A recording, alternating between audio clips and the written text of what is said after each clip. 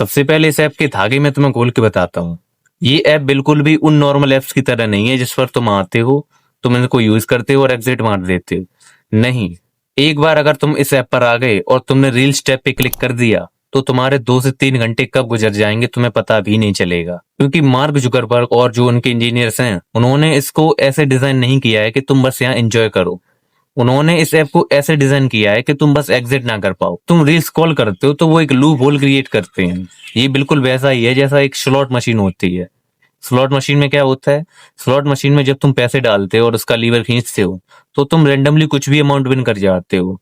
Like पहले तुमने कुछ विन नहीं किया, दूसरे में भी कुछ तुमने विन नहीं किया और तीसरे में तुमने कुछ अमाउंट विन कर लिया। सेम थिंग जब तुम रील्स कॉल करते हो तो हर रील अच्छी नहीं होती।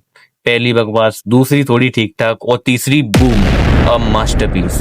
तुम्हारा ब्रेन इसी मास्टरपीस का वेट करता है क्योंकि जब तुम रील्स देखते हो तो तुम्हारे ब्रेन में डोपामिन रिलीज होता है और डोपामिन एडिक्शन को क्रिएट करता है। तुम ये सोचते हो कि बस एक रील और, बस एक रील और ये करते करते 1 घंटा कब गुजर जाता है तुम्हें पता भी नहीं चलता। रिजल्ट, तुम्हारी फोकस पावर वीक हो जाती है, तुम्हारा अटेंशन स्पैन कम हो जाता है। मतलब तुम कोई सीरियस काम कर रहे हो, कोई यूट्यूब पे कोई लॉन्ग वीडियो देख रहे हो, स्टडी कर रहे हो, तो तुम उसमें कंसंट्रेट नहीं कर पाओगे।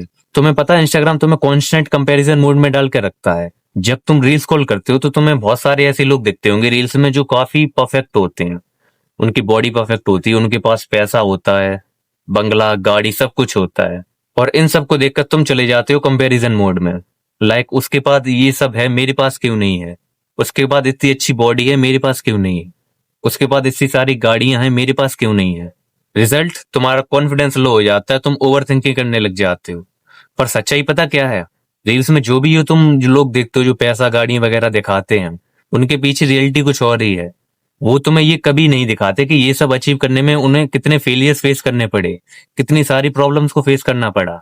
ये जो रील तुम देख रहे हो जिसमें वो तुम्हें ये दिखा रहे हैं कि ये गाड़ी, पैसा वगैरह, ये रील ही शूट करने में उन्हें 2 से 3 घंटे लगे हैं, ये वो तुम्हें कभी नहीं दिखाते।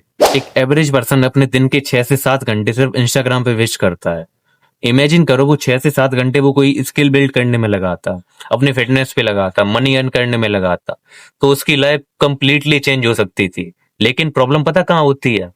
जब तुम रील्स कॉल करते हो तो तुम्हारे सामने बहुत सारी ऐसी रील्स आती होंगी मोटिवेशन की, डिसिप्लिन की।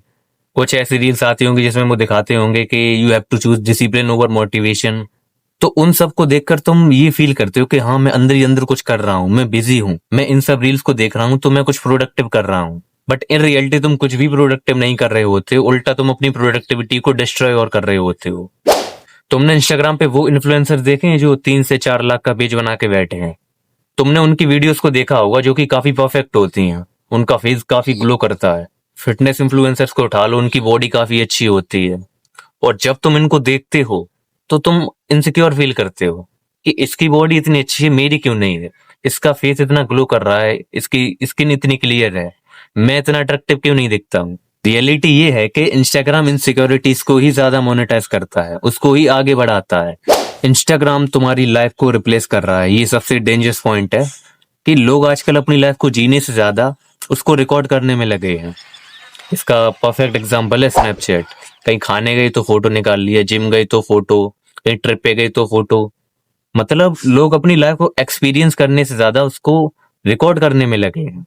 उनकी लाइफ के जो बेस्ट मोमेंट्स हैं उनको वो ऐसा कंटेंट देख रहे हैं और धीरे धीरे उनकी लाइफ वर्चुअल वैलिडेशन से रिप्लेस हो जाती है। मतलब अगर उनको रियल लाइफ में कोई कॉम्प्लीमेंट दे कि भाई आपकी वीडियोस बहुत अच्छी हैं, आप बहुत स्मार्ट दिखते हो वीडियो में, नहीं, ये उनको पसंद नहीं आएगा। लेकिन अगर उनकी वीडियो पे कोई कमेंट कर दे, उनको फॉलो करे, उनकी वीडियोस को लाइक करे, ये चीज उनको बहुत सेटिस्फेक्शन देती है। अब इसका सॉल्यूशन क्या है? अगर तुम ये सोच रहे हो कि इसको डिलीट कर देता हूं तो प्रॉब्लम सॉल्व हो जाएगी, नहीं, तुम इसको 100 बार डिलीट करोगे, 100 बार इंस्टॉल करोगे। क्यों?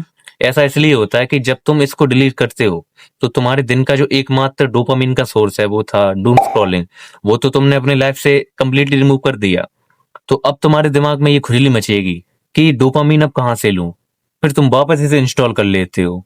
मतलब अब ये चीज क्लियर है कि इसको कंप्लीटली डिलीट कर देना प्रॉब्लम का सॉल्यूशन नहीं है। करना क्या है सुनो, मैं तुम्हें 3 सिंपल रूल्स बताऊंगा, अगर तुम इनको फॉलो करोगे तो तुम डूम स्क्रॉलिंग से काफी हद तक बच सकते हो। करना क्या है सुनो, अगर तुम इंस्टाग्राम यूज करते हो तो उसका टाइम फिक्स करो, लाइक दिन में आधा घंटा, 1.5 घंटा, उससे ज्यादा नहीं। दूसरा है उन अकाउंट्स को अभी अनफॉलो कर दो जो कंपैरिजन और नेगेटिविटी फैलाते हैं।